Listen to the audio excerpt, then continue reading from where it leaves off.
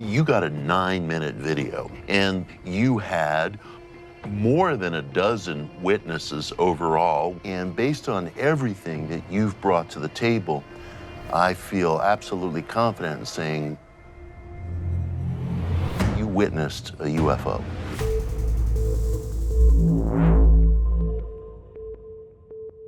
One of the major players in the history of the Roswell crash is Jesse Marcel Sr.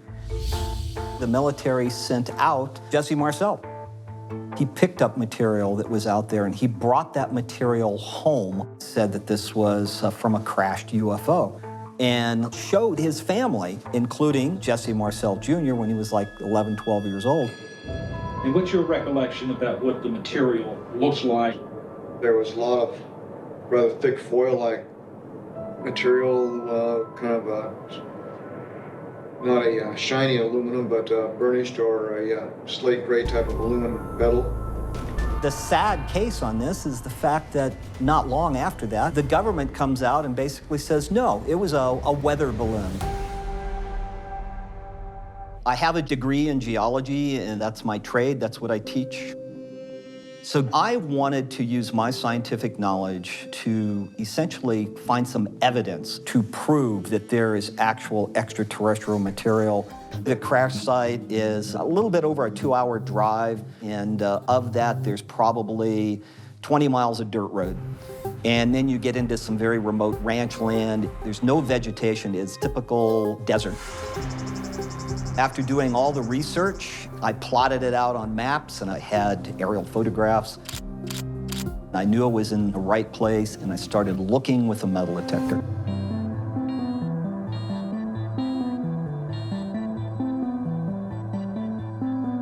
Being a geologist, I knew to look at the lay of the land, to look for changes in the topography. You look at animal burrows and you look at anything that might disturb the ground or displace it or move things where you can find it. But to be able to find things that are out there, it's not exactly easy. I was getting very frustrated. I was out there for a good 8 or 9 hours and I found absolutely nothing. Maybe there was nothing there. I was about to give up. But then I actually thought about old prospectors using anthills to look for gemstones, and I'm going, I'm going to start searching anthills.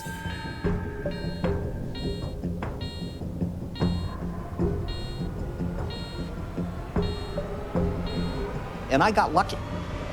The metal detector went bing. My heart about stopped.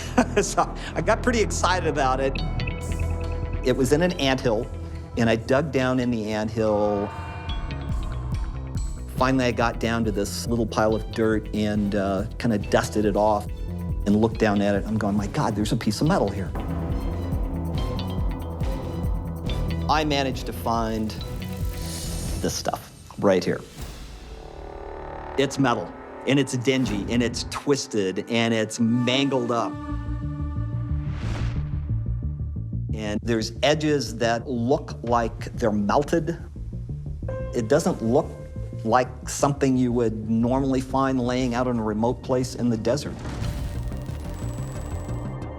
I seriously believe that this material could very well be a piece of an extraterrestrial spacecraft. We had your evidence analyzed. So we've done multiple tests. The first thing we did was a mass spectrometry test. Mass spectrometry is a highly accurate test used to identify and measure the exact composition of unknown substances at the molecular level. So we performed that test on that material, and we have the results. Would you like to know what they are? I want to know what this stuff is.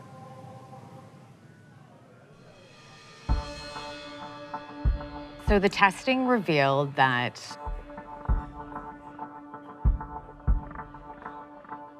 it was aluminum, but it's pure aluminum. Pure? Pure aluminum. So this was the report. Dr. Tim Hossein, Chief Scientist at Cerium Labs. Sample is metallic aluminum. This is not an alloy, this is pure aluminum. That is interesting. Why is that interesting? If it is in fact pure aluminum, which is what this lab shows, then there is, where the heck did this stuff come from? Aluminum is the third most common element on Earth, but it is highly reactive and bonds very quickly with other elements, creating metals called alloys. Because of this, pure aluminum is never found in its native state. So we have one more thing. We're not done yet. Testing revealed that there's trace evidence of a crash or ground-based explosion. Now I've got lots of chills. Why do you laugh at that? I'm curious. It matches the story that this stuff came from a crash. This is just cool beyond all get out. So if you think that's exciting, are you familiar with a group called ATIP? I am familiar with the ATIP group. Major credibility comes from the name ATIP. It does. A former government program. Yes. So a source formerly from ATIP confirmed pure aluminum has been connected to multiple other UFO crash sites that they've researched. Stop. This is making my blood pressure. You know, my hands are shaking and everything. I'm experiencing chills over here. Yeah, it's pretty cool. Roswell is, without question, one of the most famous alleged crash sites on Earth. It has been combed over by seekers, scientists, the curious for more than 75 years. Your material brings us to an extraordinary place, which is this. We have a piece of material evidence from a UFO. Frank, I really have to say a word of tribute to you.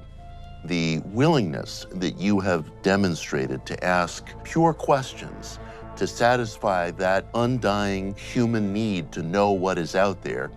You are an inspiration. I'm glad that you all took this one step far and above anything that I could do. This is going into King Tut's tomb and going, oh, wow, you know, we have this. I know I have a piece from a UFO. That's all there is to it. We stand on your shoulders, and this has been a privilege. Yes. Thank you. Thank you so much, It was Frank. a pleasure. This whole thing So was wonderful just to meet you. absolutely amazing. September 13th in 2021, I was on my way to visit Catalina Island on my boat. And I made it about halfway there, about 15 miles out. Something caught my eye. I don't know what's going on here. I don't know what the heck these things are. They were like orbs. It started with 3, and then all of a sudden there's 2, and then it'd go down to 1, and they would kind of merge in and out of each other. When I first caught notice of them, they're about 3 to 5 miles away from me, and they were probably the elevation of like a low-flying airplane when they first appeared. They looked like little miniature galaxies that would fade in and out. They'd change colors from orange to black.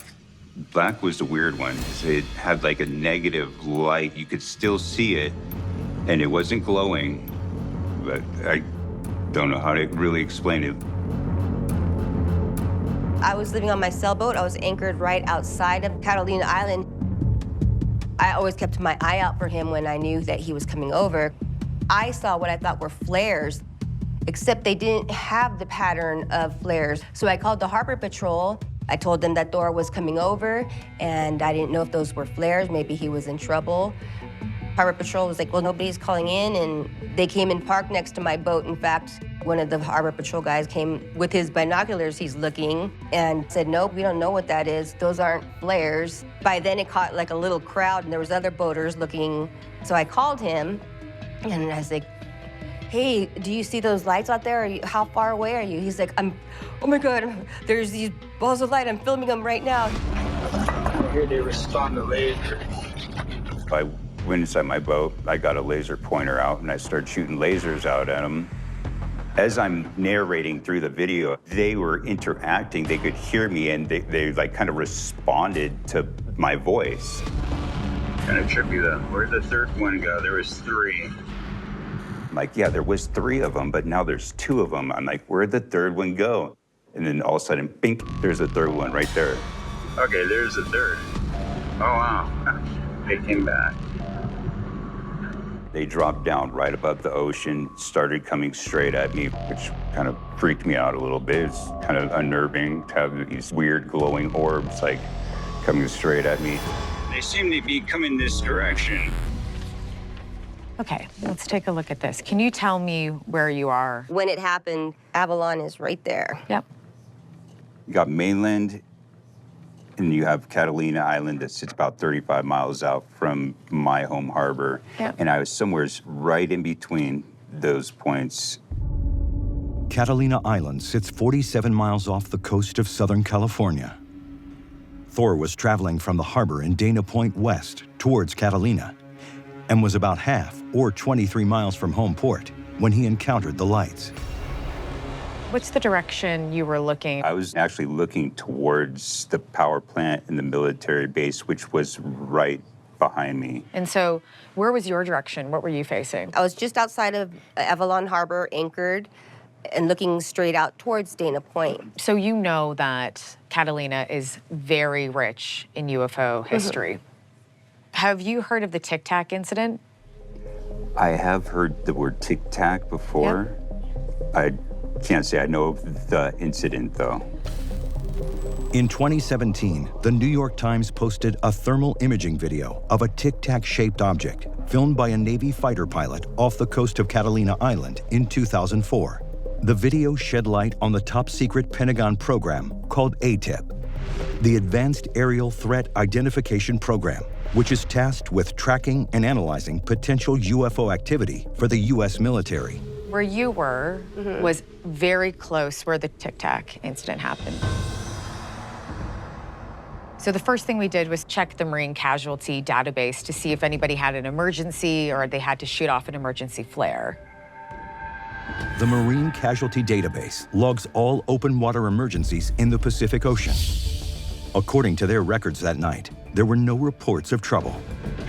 Chrissy's team also contacted Camp Pendleton Marine Base, located 28 miles south of Dana Harbor, but they reported no nighttime military drills that evening.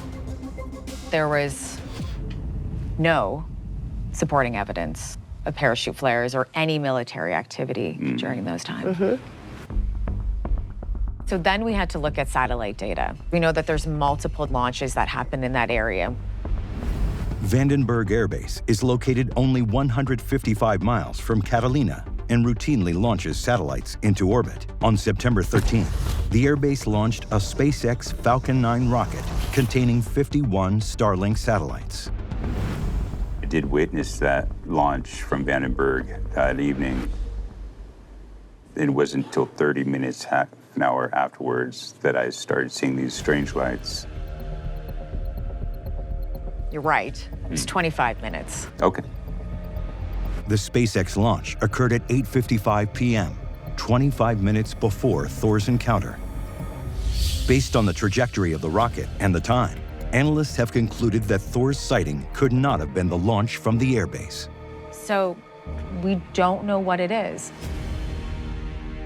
I personally think this is one of the most compelling cases that we've seen. You got a 9-minute video, and you had more than a dozen witnesses overall. And based on everything that you've brought to the table, I feel absolutely confident in saying you witnessed a UFO.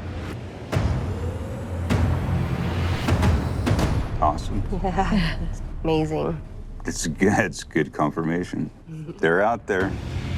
Finally, after all these years, got like my video on them. That was like a present to me. I mean, I've seen them for years and years. I'm very happy. I like that mystery that hangs up over everything around that island and its history and the people there. I think this is one of the remarkable sightings of our immediate era. 100%, yeah. I think it's one of the best ones we have so far, too. Right on. It was cool to get that confirmation from people that like know what they're talking about, they know what they're dealing with, and just say, hey, we don't know what the heck that is. August 7th, 2023 at about 10:58 p.m., me and my girlfriend were traveling from Denver, Colorado to Albuquerque, New Mexico. We had just come off the Raton Pass. We noticed it was a set of lights, and hanging half over the mountain, half over the highway was it looked like just like a bright light at first. Look at that thing! I see it. Keep holding it there. I am. We started getting close enough to it to where I could see like the shape of it finally, and it was your classic saucer. What the is that? Yeah, it's a UFO. It was low and it was big. It was about 50, 60 feet wide. You could see the light coming off the craft, and it looked like asphalt. It was black, and it was really sparkly, and it wasn't smooth. This thing is like this to my left. It just took off, man, so fast. It blows my mind how fast this thing was. Oh my God. Can you believe that? Yeah. And then all of a sudden, off to the west, we see a light in the distance. And I'm like, I think that's it. Is that it? Is that it? Oh, wow. Babe, I got it. What, you got it? Yeah. Is it back? That is one. Are you sure? I've got it. I've got it on my phone. It's dimming, and then it's getting brighter at a couple points. It's really bright. And then it starts like disappearing and trailing off and ping-ponging, and it was doing some really, really strange things. And then it eventually just blacked out. I don't know if it turned off the lights or if it zipped off again. It was strange. So all these things are really strange.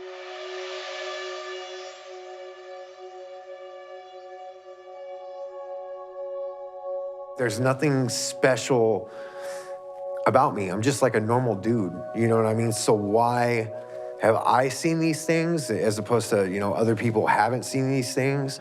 I don't understand why.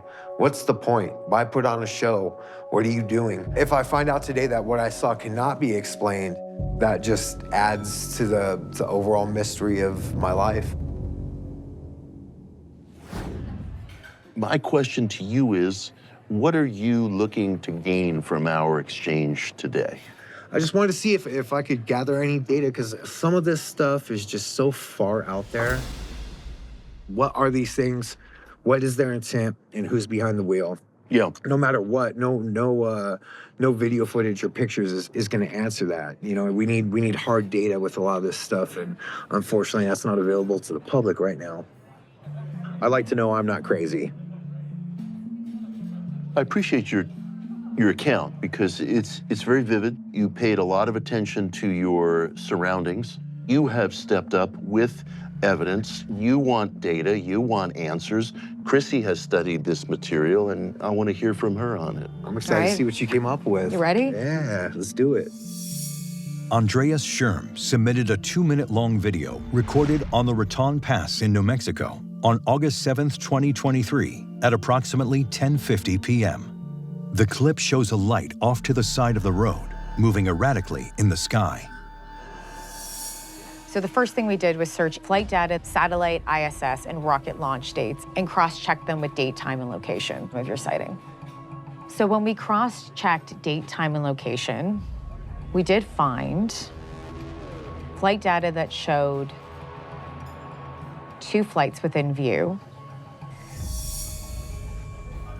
but flying 31,000 feet above to the east. So that means it's not what you saw. Right. Referencing the video, analysts determined that the two planes, each flying above 30,000 feet, would have been located much higher in the sky than the object that Andreas captured. And then we cross-referenced with multiple UFO databases and then see if there was any relatable sightings. We found that in 2021, a commercial air pilot did report seeing a long object flying over Raton, New Mexico.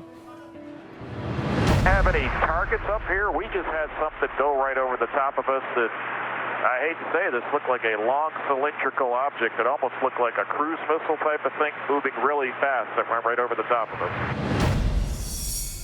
Wow. Right. So we're seeing that pilots are seeing the same thing, and they're correlating around the date and time too. Wow. But the one thing that we couldn't do, it's very dark, so we couldn't stabilize your video. So it's inconclusive at this moment. The way I come to my conclusion is by looking at a variety of factors. The nature of the data, the history of the area, the credibility and the aptitude of the witness, his or her penchant for detail. And based on everything that you've brought to the table,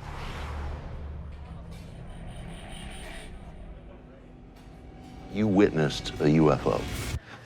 Oh, yeah. Yeah? Well, so, I mean, that's really, that feels good to know, man. It's just nice to know that, you know, hey, you're not crazy. I know I'm not crazy, but it's a nice little cherry on top, I guess you could say. I know what I saw without knowing what I saw. It's just nice to get that little bit of affirmation. Right on. Thank you so That's much. good. My Thank you, man. I Yes. appreciate you, bro. Thank you so much. It's a pleasure to meet nice you. to meet you too. We can't argue anymore whether UFO are a real or fake thing. They're in our skies, they're in our oceans. The thing that strikes me among many of these witnesses is that these are mature, capable people. This is not all just hearsay or stories from wingnuts or people who don't know any better, as the rejectionists like to depict them. Hopefully, by me being validated and this thing being out there in the public, other people will be able to come forward and share their evidence and share their story. You're not alone. Tell your stories. It's gonna be all right, I promise you. Not everyone's gonna think you're crazy.